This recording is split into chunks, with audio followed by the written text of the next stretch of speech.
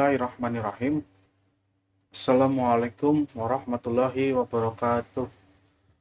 Puji serta syukur marilah kita panjatkan kepada Allah Subhanahu wa taala yang telah memberikan kita beribu-ribu nikmat. Tidak lupa salawat dan salam tercurahkan kepada Nabi Muhammad SAW, keluarganya beserta sahabat. Semoga kita semua mendapatkan syafaatnya dan mendapatkan petunjuk hingga hari kiamat nanti. Saya Fajar Anang Ma'ruf dengan NIM 2012111072. Video ini dibuat untuk melengkapi tugas UTS mata kuliah hadis dari KPI semester 2 dari KPI 2B. Sebelumnya saya di sini akan menjelaskan tentang objek dakwah. Objek dakwah dalam keilmuan dakwah dikenal dengan kata mad'u, yang berasal dari isim marfu, dari kata da'a yad'u da'awatan mad'u. Sedangkan secara istilah mad'u adalah orang yang ditunjukkan kepada jalan dakwah. Mad'u dapat diklarifikasikan menjadi dua bagian, yaitu umat ijtibah dan umat dakwah. Umat istijabah yaitu mereka yang telah memeluk agama Islam, sedangkan umat dakwah adalah masyarakat luas yang non-muslim. Masyarakat non-muslim dapat diklarifikasikan menjadi tiga bagian, yaitu orang yang mengingkari Tuhan, musyrik, dan ahli kitab. Terhadap umat dakwah dakwah bertujuan untuk mengenalkan Islam kepada mereka agar tertarik dengan kesadarannya sendiri menjadi Islam sebagai pilihan agamanya. Sementara umat istijabah adalah mereka yang sudah memeluk Islam. Terhadap umat istijabah, dakwah bertujuan untuk meningkatkan penghayatan dan pengalaman keagamaan sehingga mereka menjadi muslim yang paripurna. Selanjutnya di sini saya akan menjelaskan salah satu hadis tentang ajakan Islam kepada non-muslim. Berikut hadisnya. Hadasana Ishaq akhbarana Yaqub bin Ibrahim hadasana Ibnu Akhi bin Syihab an Ngamihri qala akhbarani Abdullah bin Utbah bin Mas'ud ana Abdillah bin Abbas radhiyallahu anhu akhbarana ana Rasulullah sallallahu alaihi wasallam kataba ila qaisara wa qala fa in tawalaita fa inna alaika isma arisini. Artinya, telah bercerita kepada kami Ishaq, telah mengabarkan kepada kami Yaqub bin Ibrahim, telah bercerita kepada kami putra dari saudaraku Ibnu Syihab dan pamannya berkata, telah bercerita kepadaku Ubaidullah bin Abdullah bin Utbah bin Mas'ud bahwa Abdullah bin Abbas radhiyallahu anhu mengabarkan kepadanya bahwa Rasulullah SAW menulis surat kepada Kaisar yang dalam isinya beliau bersabda, jika kamu enggan masuk Islam maka kamu menanggung dosa bangsa Al-Arisin. Di sini kaisar yang dimaksud adalah kaisar Raja Romawi, yaitu Heraklius. Nah, dalam hadis ini, sebelum saya membahas lebih lanjut, saya akan menceritakan tentang siapa itu Heraklius. Heraklius itu merupakan kaisar Bizantium Romawi Timur yang berkuasa selama 30 tahun, yaitu sejak 5 Oktober tahun 610 sampai 11 Februari tahun 641. Setelah ia mampu melengsarkan Pocus. Heraklius ini memiliki nama lain, yaitu Flavius Heraklius Augustus. Kemungkinan karena pengaruhnya yang besar disertai luas wilayah kekuasaannya mendorong Nabi Muhammad untuk berkirim surat kepada Kaisar Romawi tersebut. Namun ada sedikit kendala. Kaisar belum mengetahui profil pengirim surat, sehingga ia perlu tahu dahulu siapa sebenarnya yang mengirim surat itu. Kebetulan Abu Sufyan bin Harb bersama orang-orang kafir Quraisy sedang berdagang di Syam. Waktu itu Abu Sufyan belum masuk Islam. Ia merupakan ayah dari Muawiyah, seorang pendiri Bani Umayyah. Abu Sufyan bersama rombongannya diminta menghadap Kaisar Romawi. Di sekelilingnya, para punggawa-punggawa kerajaan siap mendengarkan apa isi risalah yang telah diterima Kaisar. Kaisar Heraklius mencoba bertanya kepada rombongan dengan bahasa Romawi.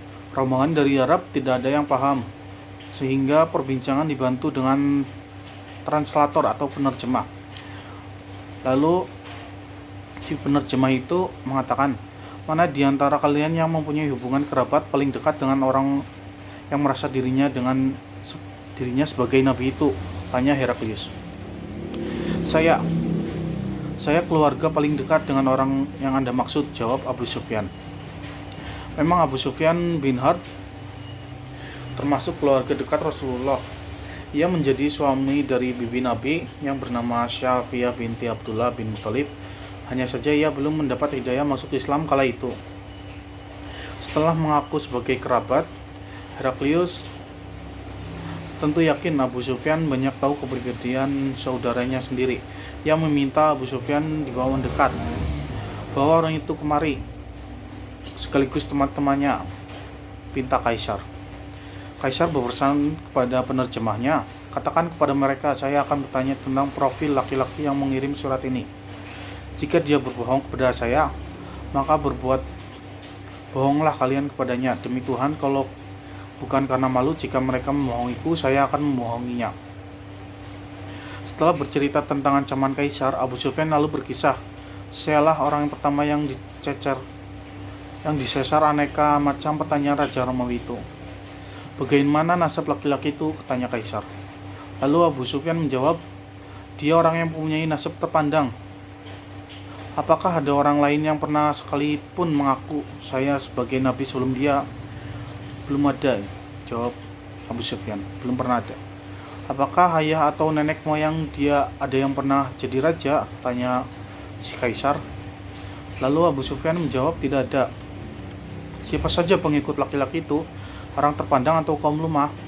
Orang-orang lemah, jawabnya. Bagaimana pengikutnya? Semakin bertambah atau berkurang? Semakin bertambah terus, jawab Abu Sufyan. Dari pengikut-pengikutnya, setelah mereka bergabung, apakah ada yang menyatakan diri keluar dari komunitasnya disebabkan kebencian? Abu Sufyan menjawab, tidak ada. Si Kaisar ini terus-menerus menanyakan tentang Nabi yang mengirim surat itu. Apakah kalian pernah ragu atas kebenaran ucapan saat ia akan berbicara? Tidak, kami tidak pernah meragukan perkataannya. Apakah dia pernah menipu? Tidak, selama yang kami tahu hingga sekarang kami tidak pernah tahu dia melakukan penipuan. Kaisar menimpali, saya tidak mampu menyampaikan kalimat apapun selain kalimat tersebut. Ia kembali bertanya, apakah kalian memeranginya? Ya, jawabnya. Bagaimana cara perang di antara kalian? Perang di antara kami dengan dia Muhammad pasang surut. Terkadang dia yang menang, terkadang juga kalah. Apa yang diperintahkan kepada kalian? Dia Muhammad mengatakan, sembahlah Allah yang Maha Esa. Janganlah kalian sekutukan Allah dengan apapun. Tinggalkan apa saja yang pernah dikatakan oleh nenek moyang kalian. Dia juga menyuruh kami melaksanakan sholat, berperilaku jujur, menjaga diri, dan selalu menjalin silaturahmi. Usai mendengar uraian Abu Sufyan yang demikian detail, Kaisar Heraklius menyuruh penerjemahnya sebagai penyambung lidah selanjutnya. Kaisar menjelaskan, yang pertama tadi saya tanya bagaimana nasabnya.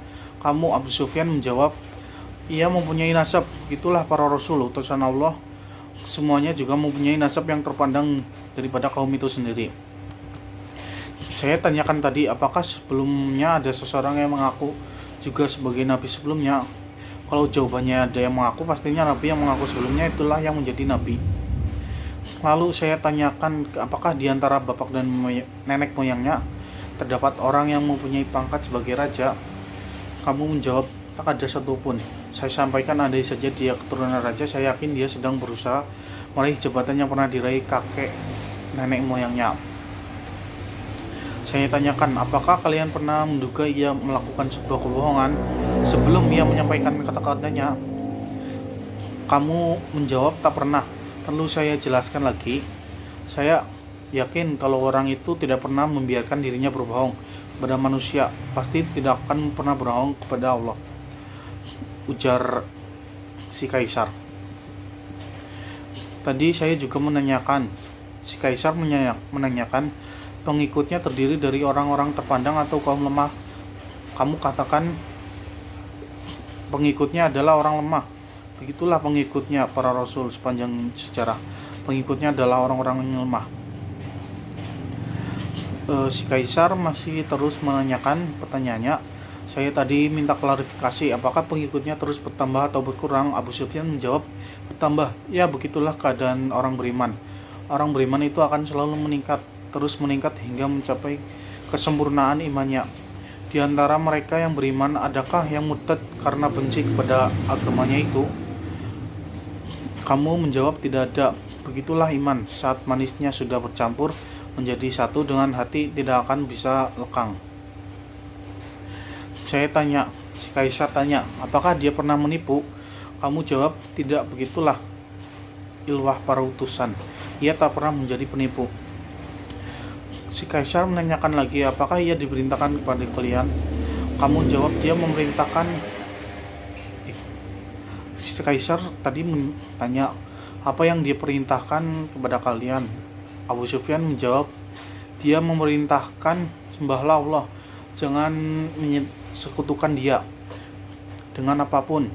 Dia mencegah kalian diri menyembah berhala, memerintah kalian melakukan sholat, jujur, menjaga diri dari kemaksiatan. Apabila yang kamu katakan itu sungguh-sungguh benar, maka orang itu pasti kelak akan menguasai negeri yang kita injak dengan kedua kaki kita saat ini.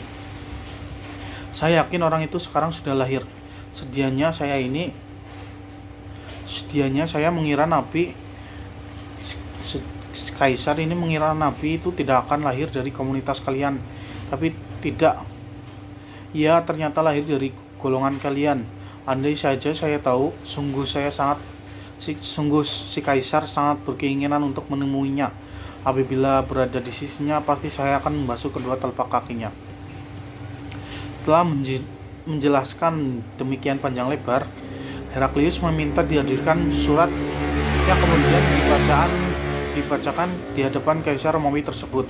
Berikut isinya, yang artinya, dengan menyebut nama Allah yang Maha Kasih dan Pengasih, dari Muhammad, hamba Allah dan utusannya, kepada Heraklius, pemuka Romawi, keselamatan semoga selalu tercurahkan kepada orang-orang yang mengikuti petunjuk Tuhan. Berikutnya saya ajak Anda dengan seruan masuk Islam. Peluklah Islam, Allah akan memberikan Anda pahala berlipat ganda. Jika Anda tidak berkenan, Anda akan memikul dosa rishin, dosa semua keluarga kerajaan, sebab dalam beragama keluarga pasti akan ikut Heraklius.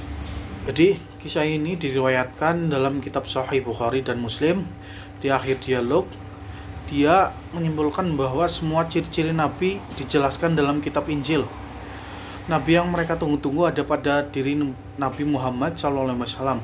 Lalu si Kaisar Heraklius ini mengatakan, jika benar apa yang kau beritakan, maka dia, maksudnya Rasulullah SAW, kelak akan mampu menguasai wilayah yang dipijak oleh kedua kakiku ini. Saya yakin dia akan datang, namun saya tidak pernah menduga kalau dia berasal dari kalian. Heraklius berkata kepada utusan Nabi Muhammad, yaitu Dihiyah bin Al-Kalb, sungguh saya tahu bahwa temanmu itu adalah seorang nabi yang diutus, nabi yang kami tunggu-tunggu, dan nabi yang kami dapatkan dalam kitab kami. Namun saya takut orang-orang Romawi akan membunuhku. Kalau bukan karena itu, tentu saya sudah mengikutinya. Kesimpulan yang bisa ditarik dari percakapan antara Heraklius dengan Abu Sufyan, juga dengan Dihiyah Al-Kalb, yaitu Heraklius sudah mengetahui dan meyakini kenabian Muhammad SAW. Namun dia tetap tidak beriman. Dia menunjukkan kecintaan terhadap kekuasaan telah menghalangi dia dari memiliki jalan yang hak, yaitu Islam. Surat kepada Hauzah bin Ali al-Hanafi, penguasa Yamamah. Surat Nabi Muhammad yang dibawa oleh Sulaid bin Amr al-Amiri. Saat menerima dan membaca surat dari Nabi Muhammad, penguasa Yamamah itu bersedia menerima Islam, tapi dengan mengajukan beberapa syarat. Namun Nabi menolak persyaratan tersebut. Begitu juga surat Beda Muqawqis, penguasa Al-Iskandariyah. Surat Nabi Muhammad dibawa oleh Hatib bin Abi Balta'ah. Penguasa ini membaca surat ini dan memberi tanggapan dengan baik. Namun dia tetap tidak menerima Islam, bahkan dia sempat menghadiahkan budak kepada Nabi Muhammad. Dia juga mengirim surat balasan, namun ditolak oleh Nabi Muhammad, dan masih ada beberapa surat lain lagi yang dikirimkan oleh Nabi kepada raja dan tokoh yang masih belum memeluk Islam. Pelajaran dari kisah pengirim surat Nabi Muhammad menunjukkan bahwa Islam diturunkan untuk manusia seluruh Islam. Oleh karena itu, merupakan kewajiban seorang Rasul untuk memperkenalkannya dan mendakwakannya kepada seluruh manusia dengan memanfaatkan sarana prasarana yang ada kala itu. Penolakan sebagian raja atau tokoh terhadap Islam itu disebabkan oleh kecintanya terhadap kekuasaan, kesombongan, atau karena tertekan, bukan karena mereka tidak terima dengan Islam itu sendiri. Lalu sebagian penguasa yang menyatakan keislaman diperintahkan oleh Nabi Muhammad untuk tetap di wilayahnya. Ia menunjukkan bahwa Nabi Muhammad memiliki siasat dan taktik yang bagus dan sangat pandai dalam mengatur banyak urusan dakwah. Kurang lebih begitu. Demikian apa yang saya sampaikan. Semoga dapat bermanfaat bagi kita semua dan dapat kita aplikasikan dalam kehidupan sehari-hari. Lebih dan kurangnya mohon dimaafkan. Yang benar datangnya dari Allah Subhanahu wa taala, yang maha benar, dan yang salah, khilaf atau keliru itu datangnya dari saya pribadi sebagai manusia biasa yang tidak pernah luput dari salah, khilaf, dan dosa. Akhirul kalam, wabillahi taufiq wal hidayah. Wassalamualaikum warahmatullahi wabarakatuh.